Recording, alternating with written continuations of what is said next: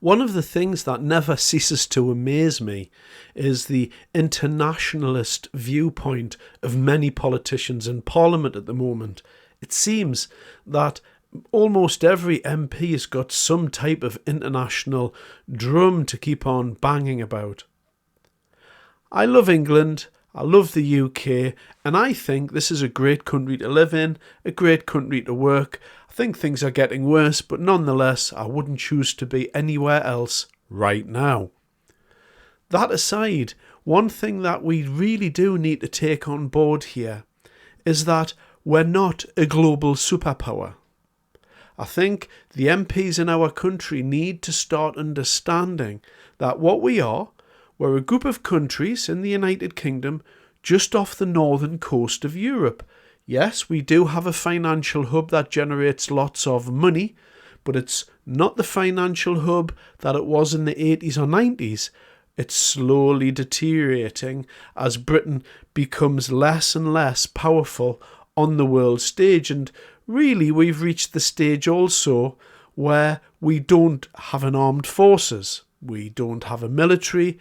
We're not a global superpower anymore. We once were, but we're not anymore.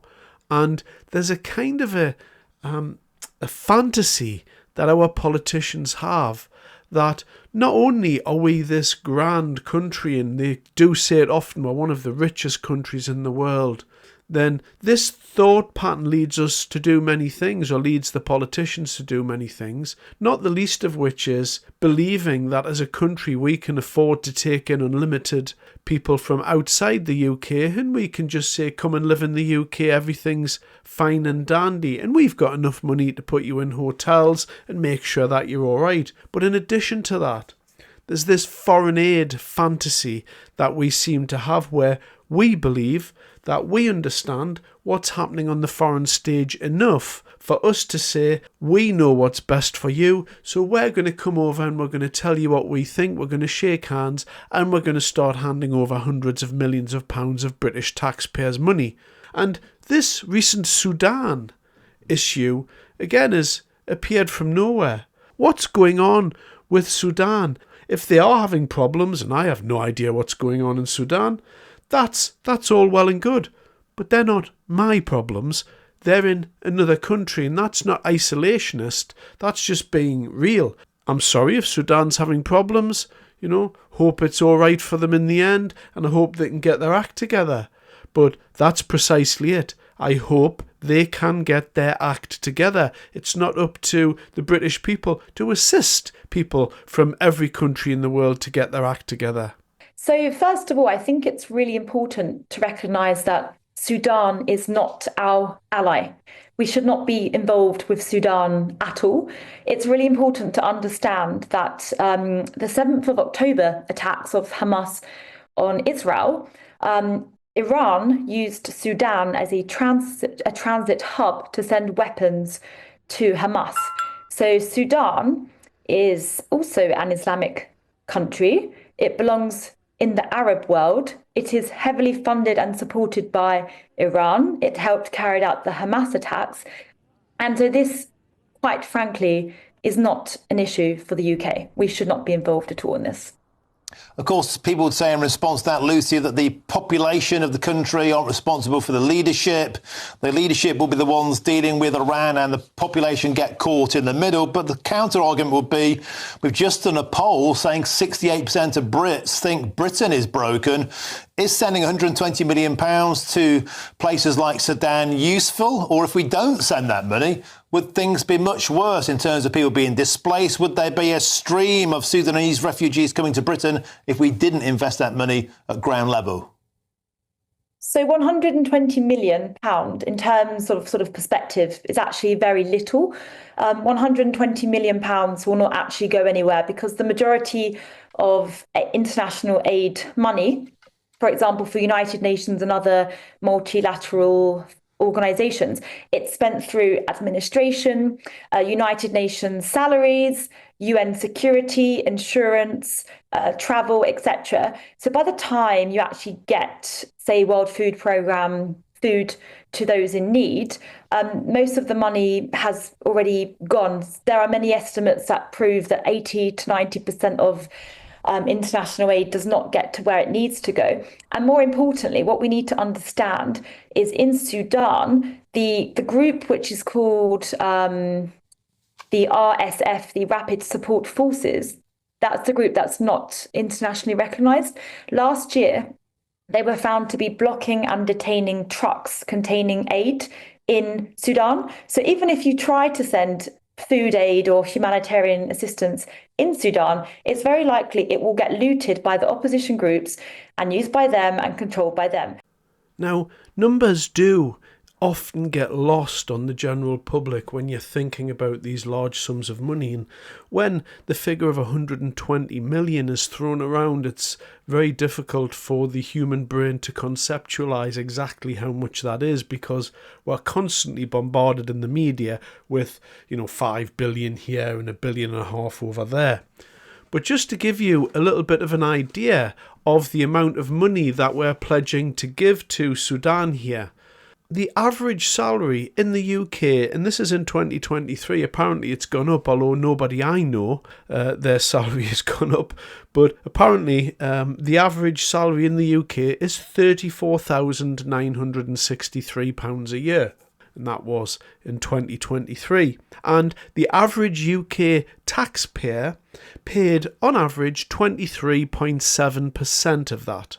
And that's just, all of the taxes lumped together. So 34, almost 35,000 and, 23.7 around that number. That's what people paid in tax.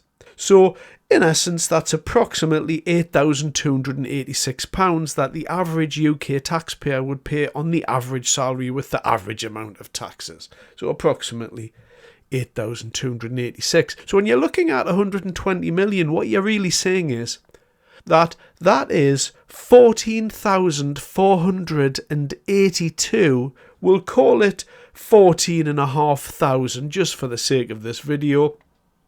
That's 14,500 people going to work for 1 year. So that's where 120 million comes from. In addition to that point, in addition to 14,500 people waking up every morning, half the time it's freezing cold, rolling out of bed. I'm sure you know how it is. You get out of bed, you've got to go to work, you've got to stand on public transport, you've got to get the bus, you've got to take your lunch, you've got to deal with people at work, never mind the customers and everything else that goes on at work, the stress involved. Then you work all day to get back home at 6 to 6:30 at night, and then what you're going to do, you're going to make your dinner, perhaps prepare your lunch for the next day, spend a couple of hours spending time with your loved ones, and then it all starts again, and that's basically the majority of your week. And then you may get a couple of days off here or there, which you try your best to enjoy with what little money you've got left. And so this is the lot of the working person. So what I've just described there, times that by 14,500, and that's the amount of money that you saw David Lammy swanning across to Sudan and pledging to a group of people who appear to be allied with Iran and a group of terrorists, while David Lammy sits at the desk there and looks oh so sympathetic and empathetic to the people of Sudan. But he's going to do something. He has the power to do something. What he has the power to do is to spend the hard-earned taxes of 14,500 people in this country. For what? Because I don't know anything about Sudan. And that's the first point. The second point is this. Foreign aid, essentially, is a way of siphoning money away from a country. And what it does is, as a general rule, it'll take money from poor people in a rich country and give it to rich people in a poor country. And the easiest way to consider foreign aid is this. Let's say you are struggling for money and you need an additional £10,000 a year to live your life normally. And I come along and I'll be your fairy godmother and I give you £10,000. And then the second year I come and give you the same amount, and so it goes on. Guess what happens after a few years? You become used to that money, and then you reach the point where you really need that money. And so what it does is it makes you weak. It makes you soft because you're not taking care of yourself. And all too often, we find ourselves in a situation where the West believes that we know what's going on and we know what's best for a country. And in fact, what we're going to do, we're going to keep you poor and indebted to us because we're going to give you little bits of money. And then what you're going to do, you're going to owe us something. It's wrong. There's a wrongness here associated with all of this. We have to allow countries to stand on their own 2 feet, or they're never going to stand on their own 2 feet. And I would say this to an individual person, or I would say it to a country, or I would say it to a continent, or I would say it to the world. You can't keep propping countries or individuals or groups of people up by giving them money because it teaches them to be weak. The Sudan, I'm terribly sorry they're going through problems. I'm sorry about that, and I hope they get it sorted out. But that's the real thing to say. I hope they get it sorted out. It's not up to David Lammy and this Labour Party to just throw away the wages and taxes of 14,500 people in this country for a country that's allied with terrorists. And when really, as this young lady said in the clip there, most of that's not going to reach them, if anything, because it all just gets siphoned off. You know how it works. The 120 million goes to a charity. That charity has to be paying its people, and there's people higher up that they obviously need to promote the charity, that they take a large wage because they're obviously worth it. And by the time taxes and, international exchange rates and all of this has happened, there's a tiny percentage actually makes it to the people after this bribery goes on in the country. And even then, the food trucks, they'll just get stopped and the food will just be taken by random warlords in the country, etc. This whole thing is wrong, I think. It's wrong to be providing aid to countries.